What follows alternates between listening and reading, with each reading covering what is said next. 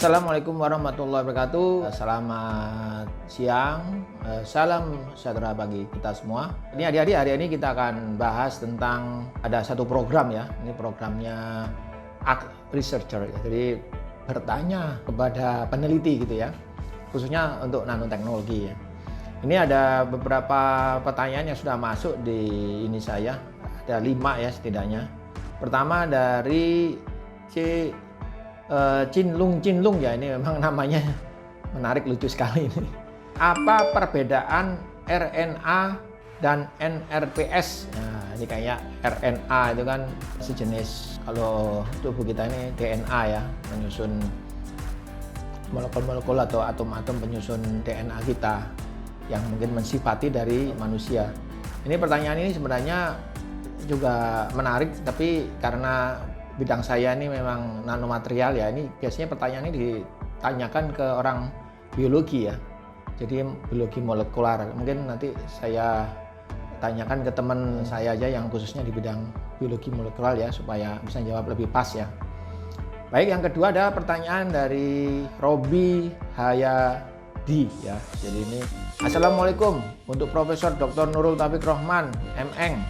Robi mau bertanya, semakin berkembang teknologi dari masa ke masa, bagaimana pendapat Profesor tentang perkembangan teknologi Indonesia, terutama bahan bakar air, gas, panas, lapisan bumi, tenaga tata surya, water treatment, penyaring air laut menjadi air tawar.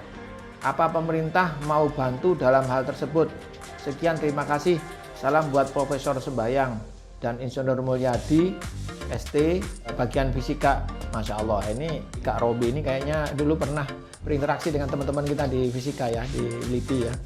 Wah, ini pertanyaannya cukup panjang ini. Jadi pertama ya, memang perkembangan, mungkin kalau kita bicara masalah bahan bakar kan banyak ya. Bahan bakar itu mulai dari, ya ada yang bicara bahan bakar dari air ya, meskipun teori dari bahan bakar dari air ini masih panjang ya, masih banyak perdebatan, kontroversial ya, apakah benar air bisa menjadi bahan bakar, ini sebenarnya masih kontroversial ya. Jadi sampai sekarang pun belum ada satu ilmuwan yang bisa membuktikan bahwa air itu bisa menjadikan bahan bakar sumber energi ya. Kecuali ya memang airnya sendiri itu nanti dibakar, tentunya membutuhkan energi yang lebih tinggi lagi ya. Kalau untuk gas alam, panas bumi dan lain sebagainya, ini memang memungkinkan sekali ya. Apalagi tenaga surya, Indonesia kaya sekali dengan tenaga surya, water treatment ya, itu semakin hari semakin ditemukan teknologinya semakin maju, apalagi dengan nanoteknologi ya, efisiensinya semakin besar ya. Jadi kemungkinan besar nanti sumber air itu bisa juga dari air laut ya, dan mungkin kemungkinan besar akan menggunakan teknologi-teknologi yang dari seperti itu, sehingga itu lebih mudah karena air laut mungkin lebih relatif ya, meskipun lebih homogen ya, meskipun sampai sekarang sih memang relatif lagi susah, tapi kan dia lebih mungkin gitu ya. Di dalam prosesnya jumlahnya banyak sekali ya, sumbernya banyak, sehingga kemungkinan besar ke depan kalau teknologi nano lebih bisa ditemukan dan akan mudah diimplementasikan ya, khususnya untuk mencari air tawar, air minum dari air laut. Apakah pemerintah membantu? Panjang ini memang pemerintah saya pikir sudah bekerja keras ya. Adik-adik semua yang nggak usah khawatir lah ya, nggak usah terlalu ya, Indonesia kan punya jalannya sendiri ya. Mungkin kita bertahapan, tahap demi tahap pengembangan Indonesia ini cukup, saya pikir signifikan ya. Ke depan mungkin akan semakin ditemukan ketertarikan ya pemerintah untuk semakin mengakselerasi proses pengembangan teknologi di Indonesia ya. Nggak usah khawatir ya, sekarang masih tetap jalan ya, meskipun masih banyak sekali masalah-masalah yang harus diselesaikan oleh pemerintah. Pertanyaan berikutnya, Rastika Jiwanti ya. Salam Prof. Nurul, izinkan saya bertanya terkait dengan pembuatan nanopartikel. Pada pembuatan drug atau obat-obatan saat ini telah banyak menggunakan teknologi nano. Obat-obatan dibuat dengan ukuran nano. Kira-kira metode terbaik yang dapat digunakan untuk pembuatan obat sehingga tidak mengurangi kualitas obat itu apa ya, Prof?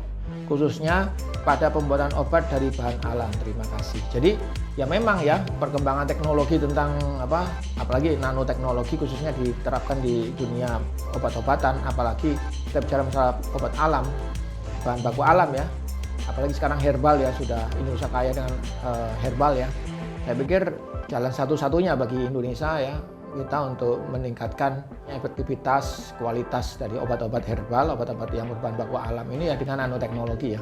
Obat-obat Cina itu obat tradisional itu tentunya jika dinanokan, tentunya dia akan bisa memberikan dampak atau mungkin efisiensi efikasinya akan lebih bagus. Nah, sekarang bagaimana metodenya? Ya tentunya ya disesuaikan dengan pemanfaatannya.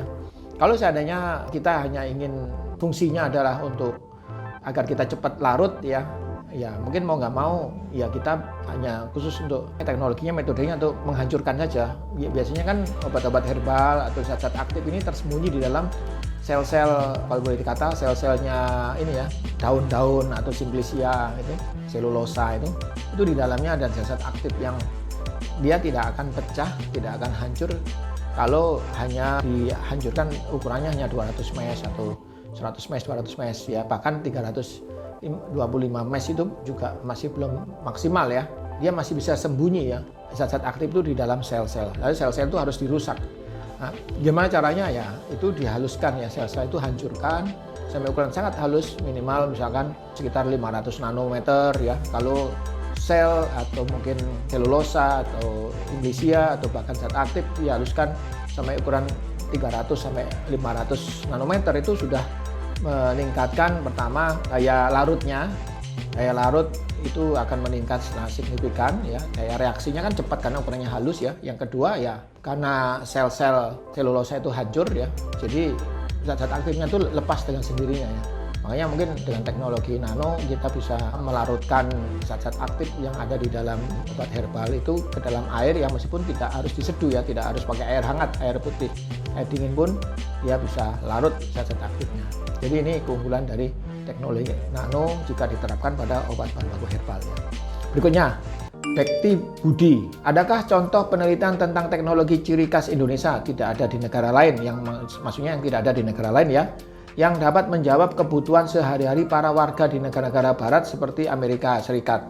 Kalau ada, sudah sejauh mana implementasinya? Jadi sebenarnya gini ya, adik-adik semuanya, Indonesia kan kaya akan bahan baku, khususnya sumber daya alam, baik itu flora, fauna dan fauna ya. Jadi sumber obat-obatan ya kan.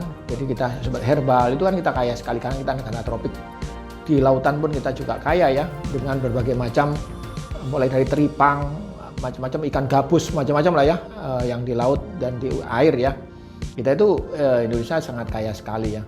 Nah, ini adalah sumber daripada obat-obatan. Sementara orang-orang Eropa, Amerika dan sebagainya, mereka tidak memiliki seperti ini, bahan-bahan yang untuk obat-obatan seperti ini. Dan mereka sudah posisinya sudah sangat menua ya, generasinya sudah generasi menua yang mana membutuhkan obat-obatan, membutuhkan mungkin juga termasuk merawat kecantikan mereka dan lain sebagainya ya, untuk menjaga tetap kebugaran, kesehatan dan sebagainya. Dan ini sumbernya ada di Indonesia. Jadi kita apalagi dengan teknologi nano. Jadi kita ini kesempatan, potensi yang besar bagi Indonesia untuk bisa mengolah bahan baku sumber daya alam kita yang berupa flora dan fauna tadi, yang sumber obat-obatan, sumber gizi, sumber makanan manusia. Ini bisa kita kelola, apalagi dikasih sentuhan teknologi nano, ini akan menjawab permintaan kebutuhan dunia ya. Jadi kita adik semuanya, ayo kita fokus kepada pemberian nilai tambah bahan baku kita, sumber alam hayati ini, sumber-sumber obat herbal ini, kita pakai teknologi tentunya, teknologi nano yang bisa memberi solusi menjadi obat-obatan atau sumber makanan dari manusia di seluruh dunia, khususnya di negara maju. Terakhir, ini masih ada pertanyaan dari Bekti dan Budin juga ya. Adakah penelitian tentang keunikan Indonesia yang dapat disumbangsihkan kepada dunia? Misalnya menempatkan sebanyak mungkin para ulama Indonesia di negara-negara barat, Eropa, Amerika sebagai wajah Islam alternatif, yaitu ramah dan moderat, sehingga tidak lagi wajah Islam didominasi oleh Timur Tengah atau Pakistan, yang menokohkan posisi Indonesia sebagai negara yang mendudukkan ini ya, posisi Indonesia sebagai negara dengan penduduk muslim terbanyak di dunia. Nah, ini sih tentunya harusnya bisa ya. Saya pikir ulama-ulama di Indonesia juga kompeten sekali ya, adik-adik semuanya. Apalagi seharusnya ya menurut saya ini ulama-ulama, khususnya ilmuwan-ilmuwan ya kan. Ilmuwan kan juga termasuk ulama tapi di bidangnya ya.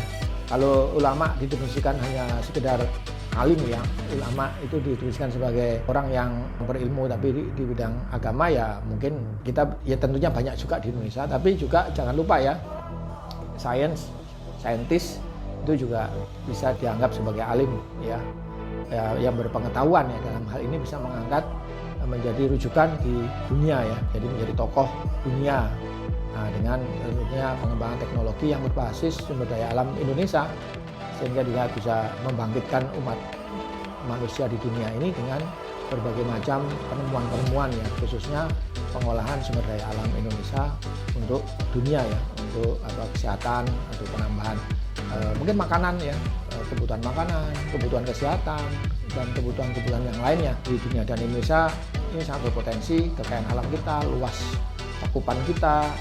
Saya yakin sekali ke depan Indonesia akan menjadi sentral pengembangan ilmu pengetahuan dan teknologi di dunia. Mungkin demikian adik-adik semua ya sementara ini 5 pertanyaan pertama, nanti lain kali kita sambung lagi ya. Terima kasih. Assalamualaikum.